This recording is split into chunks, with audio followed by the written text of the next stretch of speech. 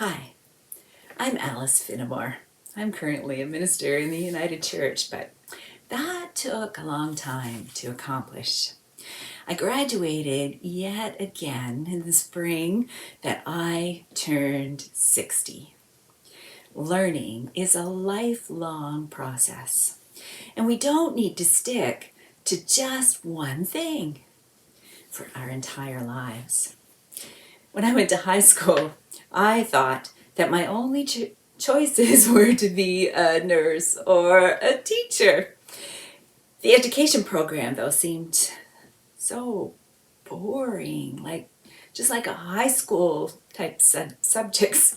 But in nursing, I could take psychology and sociology. What a hoot. I only managed 2 years as a student nurse before I quit. I was the last person that anyone thought would ever quit university. I only took a short break, and soon I was back at school studying theology. But what would a woman do with a theology degree in the 1970s? So I turned my attention to being a mom for a while until I went back to school again to become a psychologist. I finally got my license as a psychologist the year I turned 40. That job paid the bills, but it was just a job. Somehow it never seemed to make me quite happy. So here I am, back at the beginning, in a world where women can be ministers, or dream teachers, or writers, or anything that we want to be. I used to have repetitive dreams years and years ago of being late for church. I was supposed to be preaching. I was supposed to be in the pulpit. Different pulpits, different times, and always late. Always late and never prepared. Why was that? I guess my dream self knew my path better than I was letting myself see at the time. I was not ready to see that yet. It's never too late, though, to grow and to change. Never too late to develop into the person you're wanting to be, into the next level of your being. Never too late to become more of who you are. You folks are all in the Human Services program at NBCC, I believe, a program that seems wide open to possibilities. I'm happy for you and excited that your teacher asked me to speak with you in this way.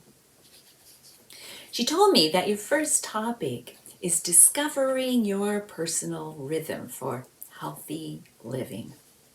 Such an important topic when you're planning on working with other humans in jobs that guide those other humans into health and success. I always figured that if I was not healthy, then I could not do a very good job for other people. I needed to be a role model, not just a practice what I preach, not what I do sort of person. Besides, when you're helping other people to carry their load of burdens, you need to have your load as well tended as possible. Your teacher asked me to talk about adjusting to change and keeping healthy in all dimensions. She gave me notes for this first unit, and I see that it includes 7 dimensions of health and wellness: physical, social, intellectual, occupational, emotional, environmental, and spiritual. I prefer to think about only 4. That's enough for me. Besides, the 7 on your list all fit nicely inside my 4: physical, emotional, mental, and spiritual. PEMS. PEMS. This is the short list that I check regularly. How healthy am I in each one? How balanced are these four? I like four because then I can think about them as the four tires of my car. If even one tire is flat, it sure makes for a bumpy ride.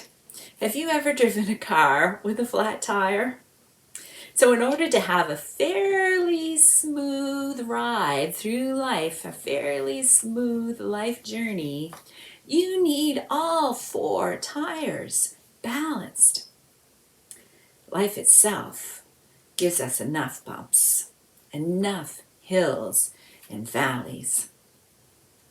We can adjust to change much better when all four tires are full and balanced. So, PEMS.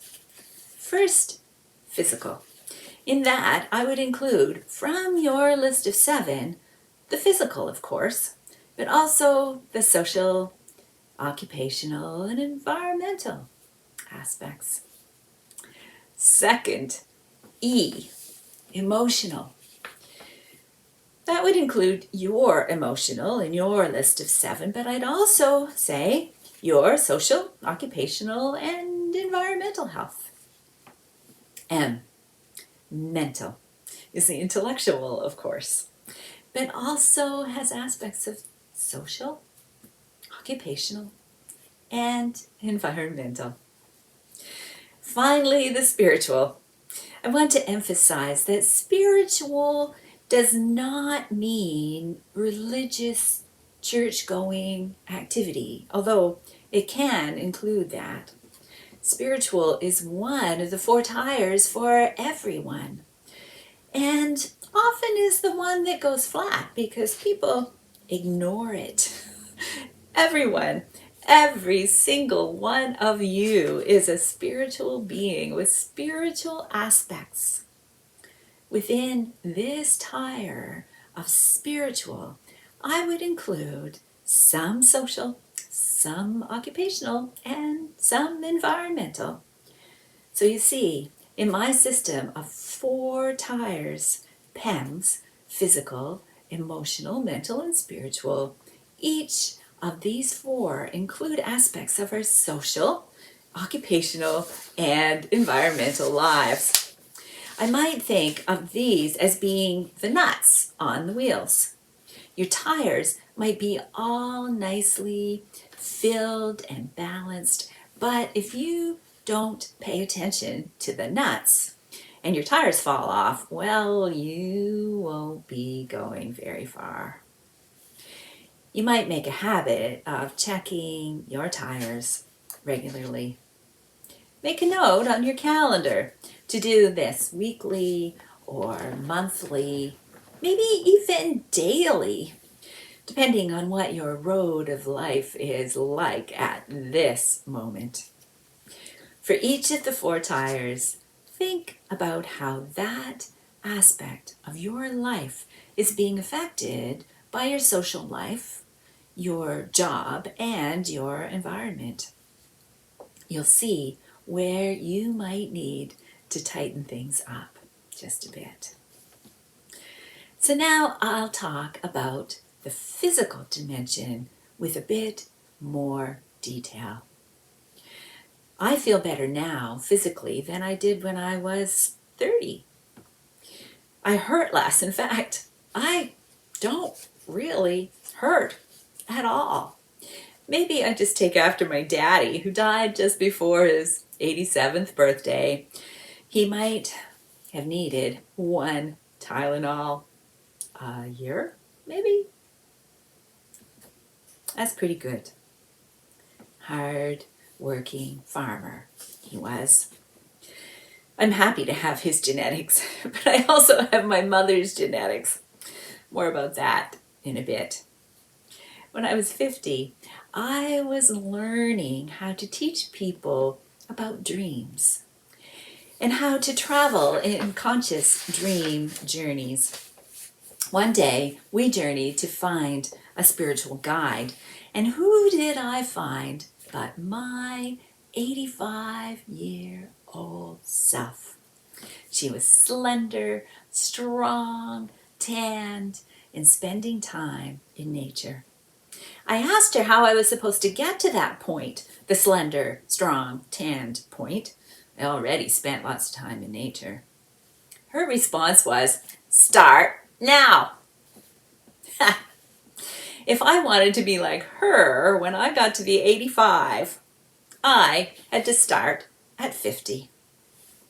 How many times have I told doctors and therapists that story? Start now. A long-term 25-year health goal. Plenty of time, but it starts right now. I used to hurt quite a bit. Sore back, sore feet, sciatica, general aches and pains. My doctor actually was a little worried that I might be moving toward a diagnosis of fibromyalgia. Ouch.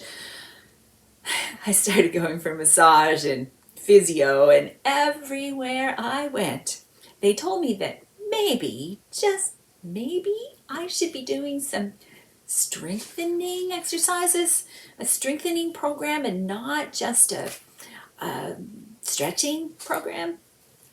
Finally, on the advice of my 85-year-old self, I started Pilates and a little bit of free weights, but mostly body weight exercises.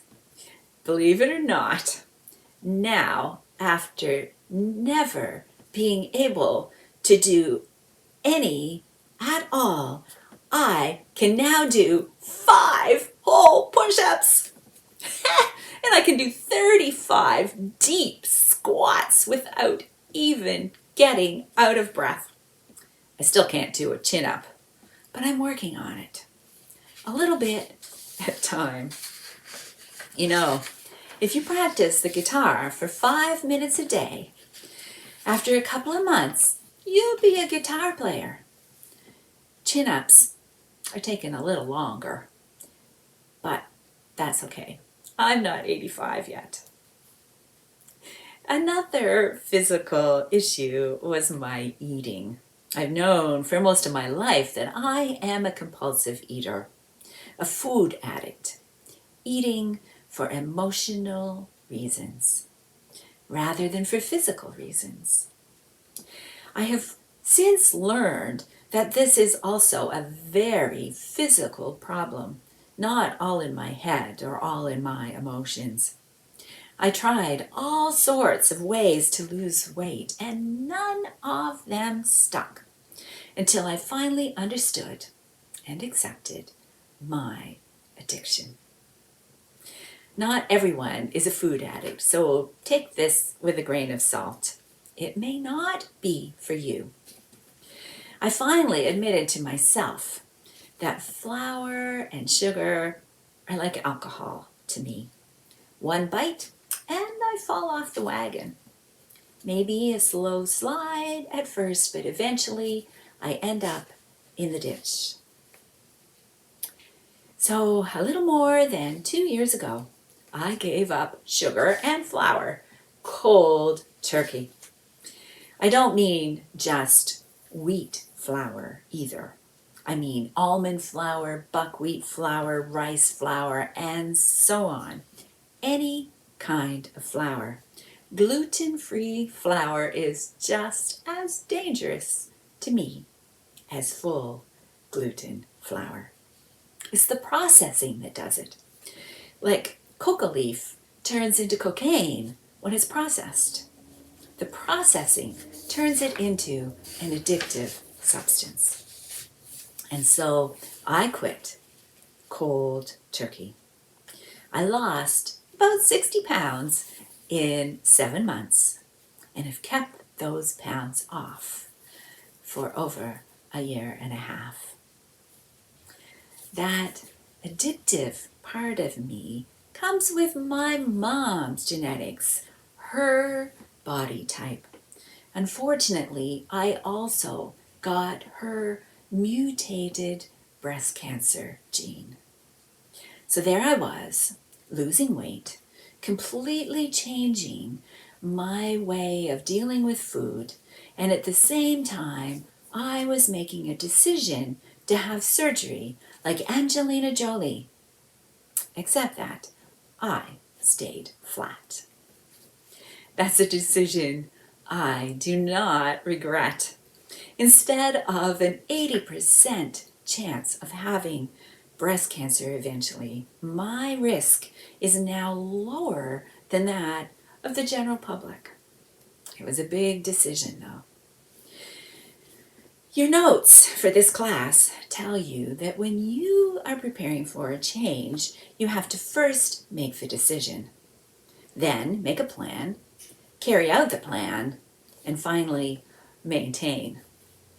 That is the same process, regardless of whether you're making a physical change, like weight loss or surgery, or whether you're deciding to work on any one of your other 3 tires: emotional, mental, or spiritual. The first step is to really notice where you are right now. You can't start out on a trip to anywhere if you don't know where you are on the map right now and decide where you want to go. My roadmap to the slender, strong, tanned 85-year-old self, serving as a spirit guide to my younger self and to others, I expect. That was a clear map. But I had to seriously look at where I was at 50. What changes did I need to make to gradually reshape myself into that healthy 85-year-old? Thanks to my physical pain and the encouragement of my various helpers, I decided to start with exercise to strengthen my body. It worked, by the way. As I strengthened my upper back, my shoulder pain left. As I strengthened my legs and hips, my back pain went away. But how did I accomplish that? After the decision to exercise, I made a plan to get a personal trainer. I worked with a Pilates trainer for a few months, gradually strengthening this and that. In the midst of this new practice, I had a car accident.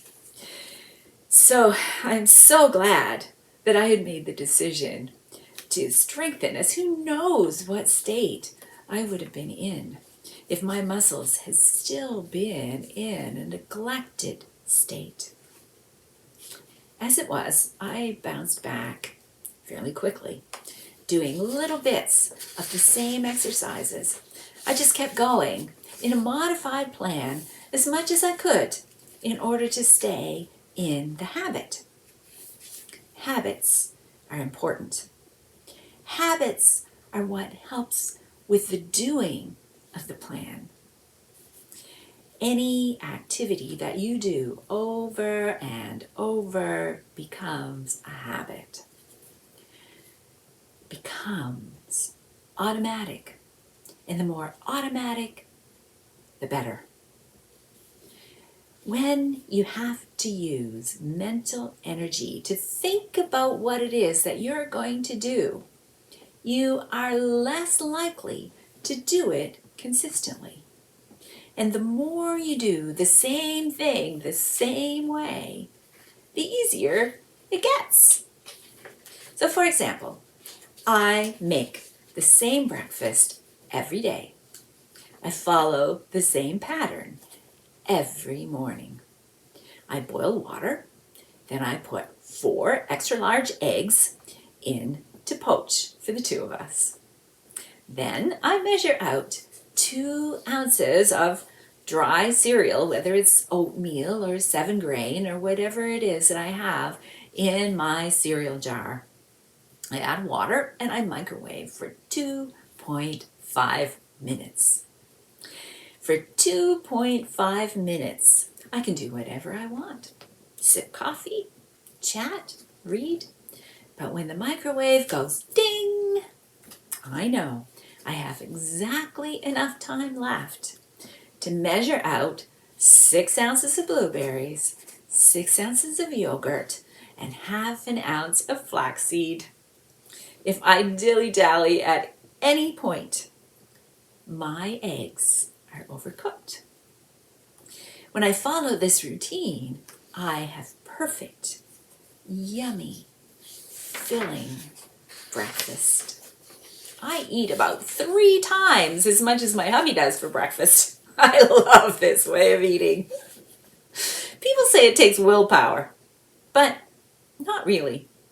Making a behavior change takes repetition. Repetition until the behavior becomes automatic.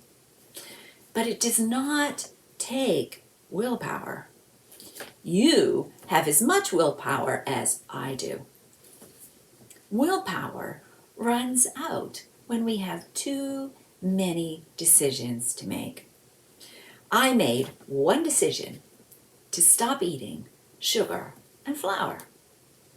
That one decision cuts out a lot of other decisions, other choices that use up willpower. I never have to decide what kind of sandwich I'm going to have, or whether I should or should not accept someone's offer of a treat. The answer is always no. I also plan my meals in advance. I used to hate that idea, but now I depend on it. Breakfast is easy since I have the same breakfast every day, every morning basically. But it sure helps to have lunch and supper written down. When I'm in a rush to get out the door in the morning, I just get out my planned menu. When I get home at the end of the day and I'm tired, I don't have to think. I just follow the menu. No choosing, no energy needed for willpower. I don't have much willpower at the end of the day. I do have enough energy to focus on following the steps, to eat my planned meals. I'll give you a link to more information about willpower. Forming new habits is about becoming automatic. And automatic is easier when you stack things. If you always floss your teeth after you brush your teeth, you have stacked flossing onto another activity. And it helps to tell yourself over and over, after I brush my teeth, I floss. After a while, it's automatic. Another example of stacking. I wanted to get back to playing guitar. I had a guitar when I was a teenager. It broke eventually, and that was that. But a while back, I bought a new one. I was so excited. I knew how much it hurts the fingertips. So I decided I would play just 5 minutes a day. But when? What could I stack my guitar playing onto?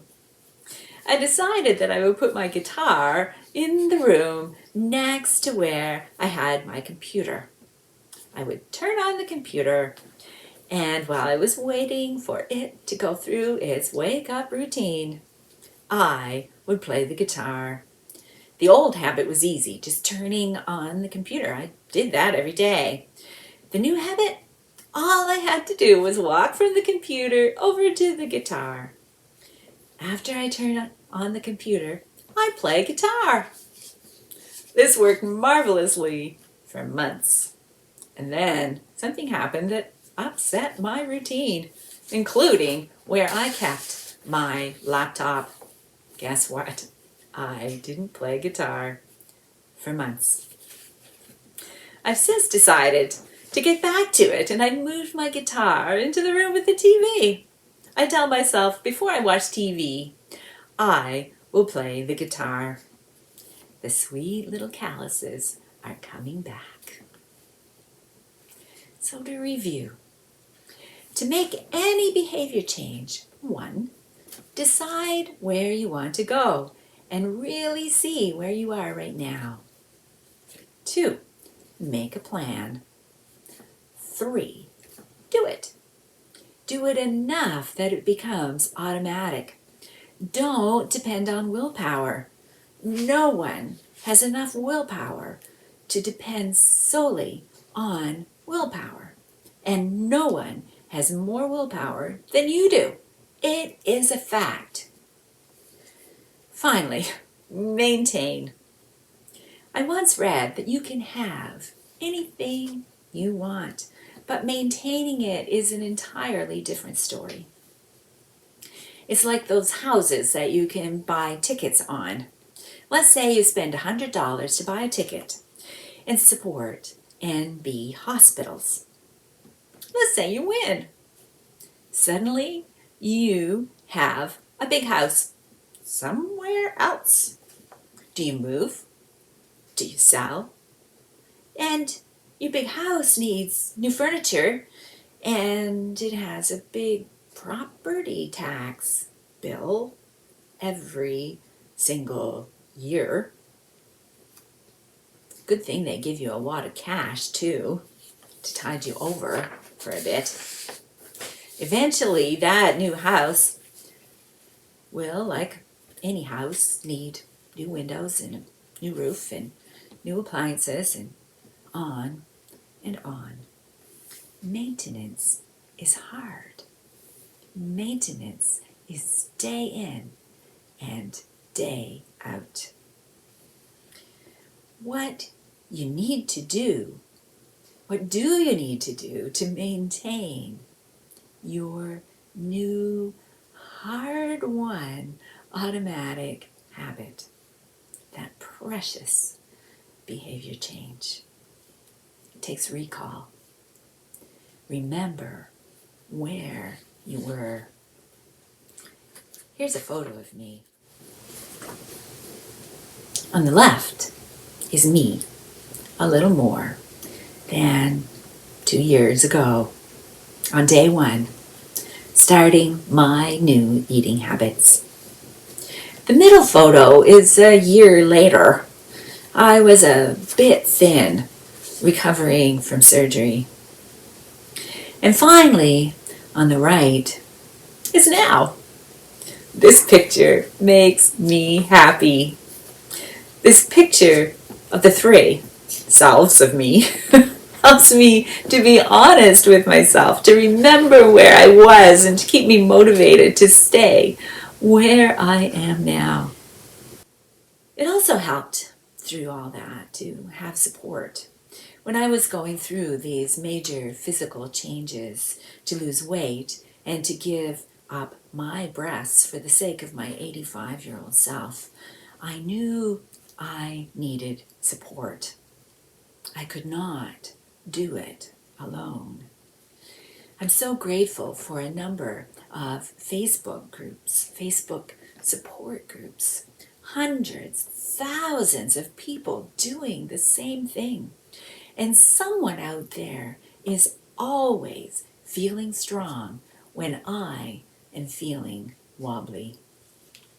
All I need to do is reach out, day or night. Someone is there. I need to commit to being honest with myself and others, and have a plan in advance for what I'm going to do in my wobbly state. And then work that plan over and over until it's automatic. I believe your notes on this unit suggest making changes gradually. I agree, but I also disagree. I could not make all of these changes all at once. To go back to school, start an exercise routine, lose weight, have major surgery. That would have set me up for failure, for sure.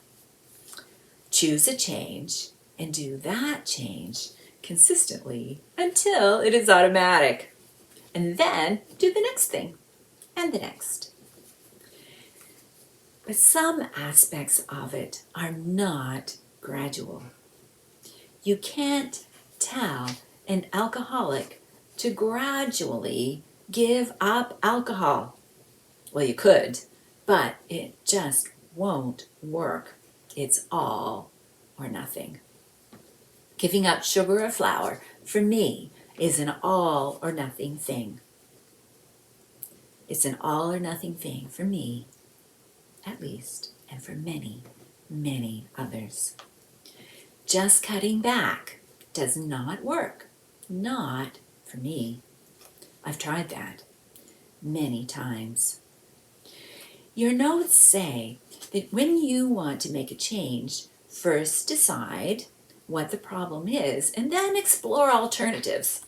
I explored lots of weight loss alternatives in my life. The consequences of those experiments were obvious. I was not losing weight and keeping it off. By a little more than 2 years ago, I was sneaking food. I was eating when I woke up at night. My body was aching. My emotions were in chaos.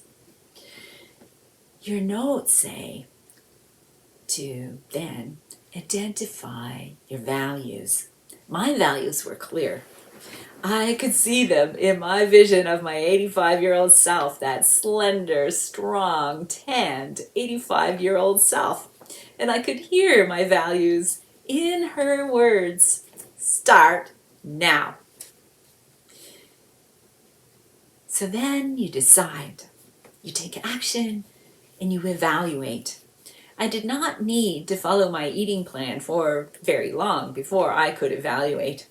The weight started to come off, but that happens every time. I noticed first that my aches went away and my mood improved within a couple of days. Sugar and flour were the culprits. And within a week, the craving stopped. I kept going. I trusted the plan. I got to my goal weight and I have maintained, and I am so grateful. I focused today on the physical because in some ways it's the easiest to explain. And also because this story is a good jumping off place for making a few points about the other 3 tires. We all know the physical aspects of food and eating, but what about the emotional, mental, and spiritual aspects? I want to show you that you can use one type of behavior change, just one, to work on all 4 tires. You may not need to be losing weight. You might be wanting to eat healthier food, or maybe be more conscientious about your dollars. It doesn't matter, really. But food is something we all share, something we all have in common. You can use that to evaluate the state of all your tires and to work on strengthening each area of your life. The emotional aspects of food. There are positive emotional aspects of food as we gather with friends and loved ones. That's something that we were missing this Christmas to some extent, at least. We miss the social aspects of sitting with others at a shared table, laughing, talking, living our traditions. I know I have always used food, though, as a way to deal with emotions. When you cope this way, you often don't even realize what emotion it is that you're trying to cover up with the food. You just eat. bury the feeling, and then have to deal with regret and self-loathing and physical discomfort. But when you stop cold turkey, like I did, it suddenly becomes very clear just how much you have used food to cope. That's one of the places where social support comes in as an important part of the plan, to have somewhere else that you can put those emotions, someone else to share the burden of them and hold you, even on a Facebook page. As you sit with what you're feeling long enough to learn from those feelings. The mental aspects of food, well, Epictetus, an ancient Greek slave philosopher, said, "Events don't cause stress. Your views of those events cause stress." Stressful events don't make us eat. Stressful events are stressful because of our attitudes toward them. Christmas without a big family dinner may, in fact, be less stressful if you allow yourself to rest in the change and be grateful. Making changes in our eating behavior can point laser beams of light on our belief systems about food and food traditions. Making changes in our eating behavior offers us many opportunities to check on the mental tire.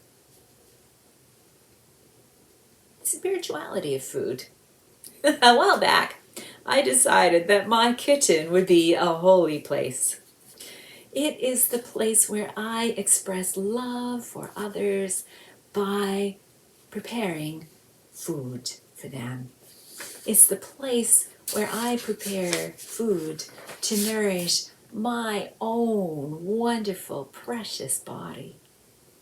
It's the place people gather, or at least the place people usually gather in our maritime traditions.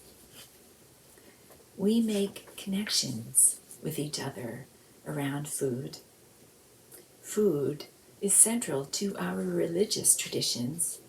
Any religious tradition that you might look at centers around food in so many ways.